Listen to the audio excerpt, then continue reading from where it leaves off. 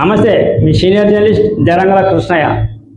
ఈరోజు operation of clean sweep అనే కార్యక్రమం మొత్తం ఆంధ్రప్రదేశ్ రాష్ట్రమంతా కూటమి ప్రభుత్వం ప్రారంభించింది. ఎక్కడైతే చెత్తా చెదారం పట్టణాలలో సైతం, అటు తర్వాత సిటీలలో సైతం క్లీన్గా ఉండాలి అని, పరిశుభ్రత పాటించాలి అని, కుక్కల బెడద, అటు తర్వాత పందుల బెడద, అటు తర్వాత ప్లాస్టిక్ని నిషేధించాలి అని మొత్తం పారిశుద్ధ్య కార్మికుల అంతా కూడా ఈరోజు క్లీన్ స్వీప్ కార్యక్రమం చేపట్టాలి అని మున్సిపాలిటీ సిబ్బంది కావచ్చు, పురపాలిక అధికారులు కావచ్చు, ఆ తర్వాత ఇతర రకాలైన కూటమి ప్రభుత్వం తరఫున నేతలు కావచ్చు, ఈ కార్యక్రమాన్ని విజయవంతం చేయవలసిందిగా కూటమి ప్రభుత్వ ఆదేశాల మేరకు పులివెందులలో కూడా పులివెందుల తెలుగుదేశం ఇన్ఛార్జి అయినటువంటి బీటెక్ రవి ఈ కార్యక్రమానికి హాజరు అయ్యారు.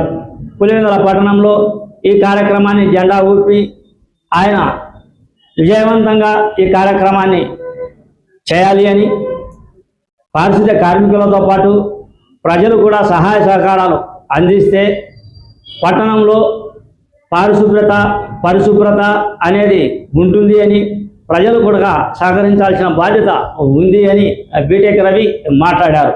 ఈ వీడియోలో చూడండి. ముఖ్యంగా ఈ కార్యక్రమానికి విచ్చేసినటువంటి మన మున్సిపల్ కమిషనర్ గారికి, అలాగే మొత్తం ఇక్కడ ఉన్న అధికారులకు, పాత్రికేయులకు అందరికీ, అంటే ఇక్కడ ఎవరైతే మున్సిపాలిటీ పరిధిలో ఉండే పారిశుద్ధ్య కార్మికులందరికీ కూడా మనస్ఫూర్తిగా అందరికీ నమస్కారం తెలియజేసుకుంటూ, ఇది అత్యద్భుతమైన ఒక మంచి ప్రోగ్రాం.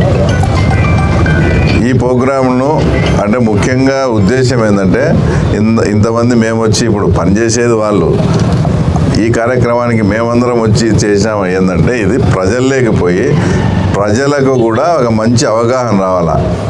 అంటే ఏంటి, ఎక్కడంటే అక్కడ ఏదంటే అది పడేయకుండా వాళ్ళను నిర్దేశించిన ప్లేస్లోనే, ఇప్పుడు చెత్త వేసేదానికి చోట ఇప్పుడు పోతూ ఉంటాము, తర్వాత ఏదైనా అరటి పనులు ఏదైనా కొనుక్కొని ఆ ప్లాస్టిక్ వాడేసి అది అట్లే బస్సులోంచి కింద వేయడము, ఇంకోటి వేయడము. ముఖ్యంగా వీటి మీద ప్రజలకు కూడా ఒక మంచి అవగాహన రావాలా. అంటే నాట్ ఓన్లీ చెత్త, ఎందుకంటే ప్లాస్టిక్ వినియోగం అనేది ఎంత వీలైనంత వరకు అంత తగ్గించి, అదంతా కూడా మన చేతుల్లోనే ఉంది. ఆ ప్లాస్టిక్ వినియోగం తగ్గకపోతే మనం ఇలాంటి ప్రోగ్రామ్స్ ఎన్ని చేసి ఎంత క్లీన్గా ఉన్నా కూడా నీకు ప్లాస్టిక్ వలన పర్యావరణ దెబ్బతిని, తర్వాత రేపు భవిష్యత్ తరాలు కూడా, అంటే మన పిల్లలు కానీ మనంగా నెక్స్ట్ జనరేషన్స్ కూడా చాలా ఇబ్బంది పడే పరిస్థితులు వస్తాయి. కాబట్టి ముఖ్యంగా ప్రజల్లో ఆ అవేర్నెస్ పెంచి సిస్టమేటిక్గా చేసేదానికని ఇది చాలా మంచి ప్రోగ్రాం.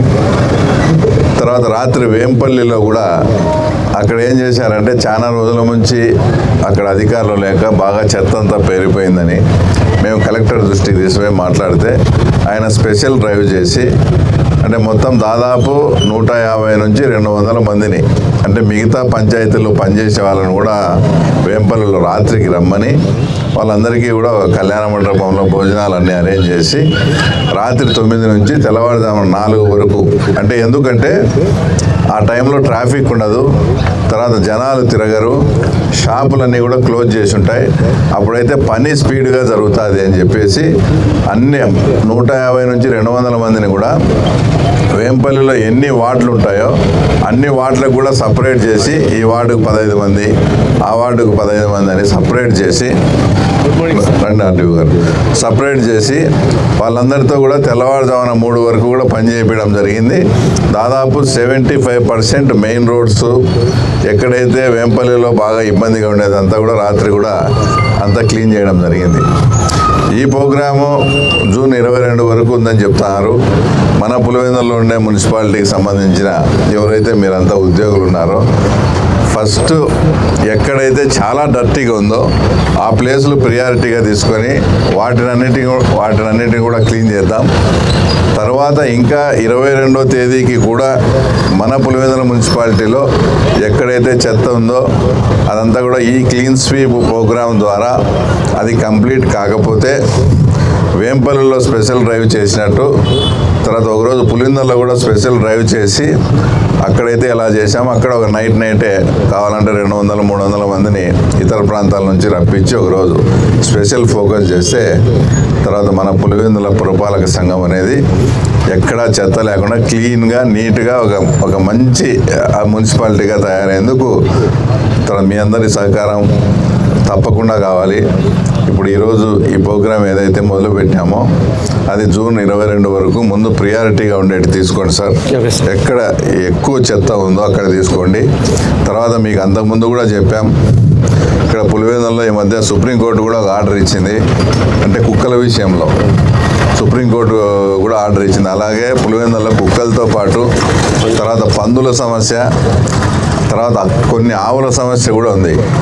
ఆవులు ఎట్లా అంటే వాళ్ళని అడిగితే ఇది మాది కాదంటారు, అదే గోశాలకు ఎత్తుతామంటే ఇది అప్పుడు వచ్చి ఆవు మాది అంటారు. అంటే ఊరికే గాలికి వదిలేస్తారు, అది ఏదంటే ఇది చేసి యాక్సిడెంట్లు అవి ఈ ప్రమాదం అంతా ఉంది. వాటిని గోశాలకు వాటికో తరలించేటప్పుడు అప్పుడు వచ్చి ఇది మాది అంటారు. కాబట్టి మీరు ముందే ఒక అనౌన్స్మెంట్ చేసి పలానా తేదీ వరకు మీ ఆవులు కానీ మీ ఏదైనా పందు ఇవన్నీ ఉంటే చూసుకోండి, లేదంటే మేము అన్నీ కూడా ఇతర ప్రాంతాలకు వేరే చోటికి తరలిస్తామని ఒక అనౌన్స్మెంట్ చేసి కుక్కల బెడద లేకుండా, తర్వాత పందులు ఎంత న్యూసెన్స్ చేస్తాయో కూడా మనందరికీ తెలుసు. పులివెందులలో కుక్కలు, పందులు, తర్వాత ఆవుల బెడద లేకుండా ఒక మంచి క్లీన్ సిటీగా తర్వాత మనము ఇది ఏర్పాటు చేసుకోవడం. ఎందుకంటే దీనివల్ల అనేకమైనటువంటి జబ్బులు, రోగాలు ఇవి కూడా రాకుండా ఉండేదానికి కూడా మనం చేసే పని చాలా ఇదిగా ఉంటుంది. ఈ సందర్భంగా మీకు చిన్న ఎగ్జాంపుల్ కూడా చెప్తాను. ఈ మధ్యనే మేము కాశ్మీర్ పోయినాం, లడఖ్ ప్రాంతానికి. మా ఫ్రెండ్ ఒక అతను వాటర్ బాటిల్ తాగి కింద పడేసాడు.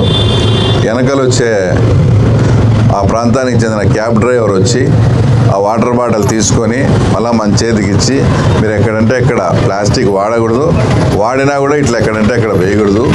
ఎందుకంటే మేము కాశ్మీర్ అంతా కూడా టూరిజం మీద డెవలప్ అయి ఉంది. మీరు వచ్చి ఈ పర్యావరణానికి ఈ రకంగా ఇబ్బంది చేస్తే మాకు ఫ్యూచర్లో కూడా ప్రాబ్లం అవుతుందని నీట్గా వచ్చి నచ్చజెప్పి ఆ బాటిల్ మళ్ళీ మాకే ఇచ్చి మేము హోటల్లో పోయి ఒక చెత్తబుట్టలు వేసేంత వరకు వాళ్ళు వదిలిపెట్టలే.